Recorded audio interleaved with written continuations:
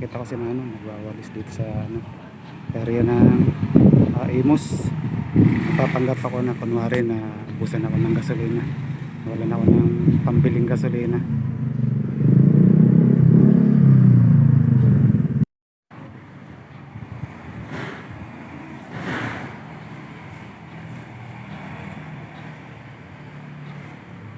Yan si Manong nagwawalis.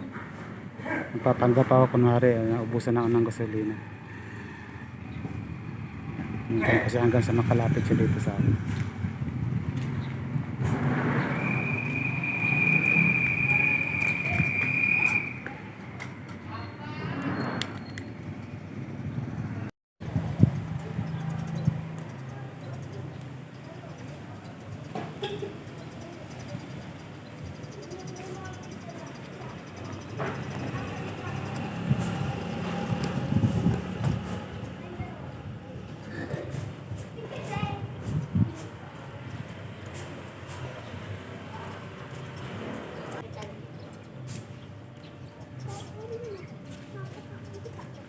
Bakit ko nga makakapit na nakakain?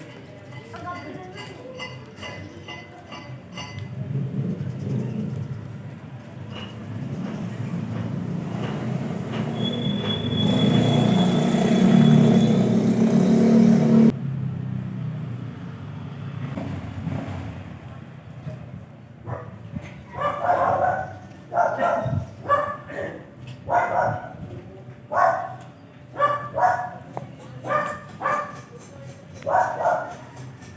Napansin ko na kapalayo na si Manong habang nagwawalis. Kaya nagdesisyon ako na tawagan ko lang siya para makausap. Manong!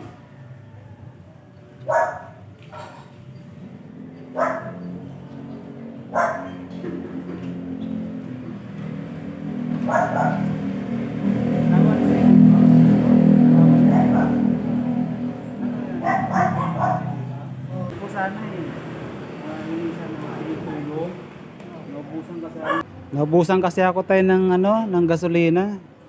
Kaya sana manghingi ako sa inyo ng kahit 20 pesos. Okay lang po ba? May pera po ba kayo? Pwede po tayo makahingi ng 20 pesos kahit lang para magkaroon lang ng panggasolina. Doon pa kasi ako sumubok manghingi ng wala naman sa akin nagbibigay. Meron po kayong 20? Opo.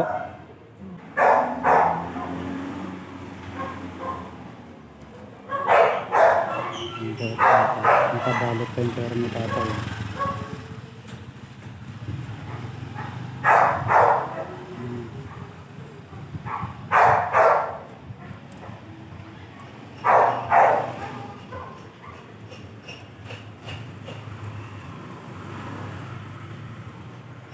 Daming pera tayo, no? Mga barya. Ayun. Ibigyan niyo pa ako. 20. Salamat tayo. Napakabait niyo po. Binigyan niyo ako ng 20 pesos. Doon pa po kasi ako nangihingi sa iba, hindi ako binibigyan. Kala nila niloloko ko sila. Ikaw po, napakabait ninyo. God bless po. Bakit po binigyan niya ako? Ano pong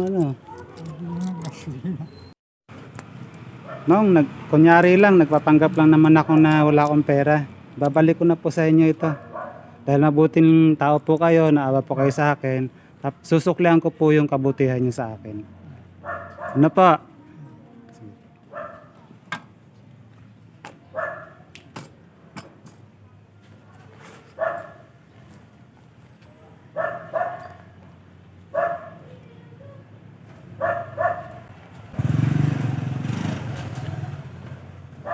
Dahil mabuti po kayong tao, susuklihan ko po yung kabutihan niyo sa akin. Ano po?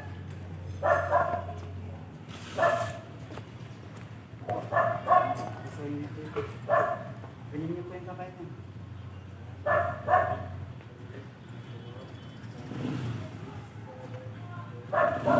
Okay, sa inyo po lahat yan. Ha? Dahil mabait kayo, tinulungan niyo ako. Ngayon,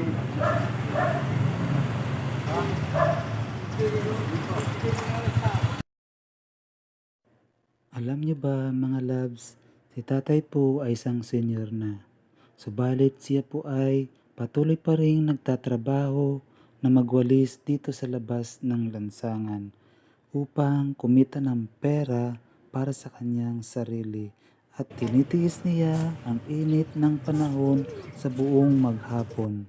Malinisan lamang ang mga lugar.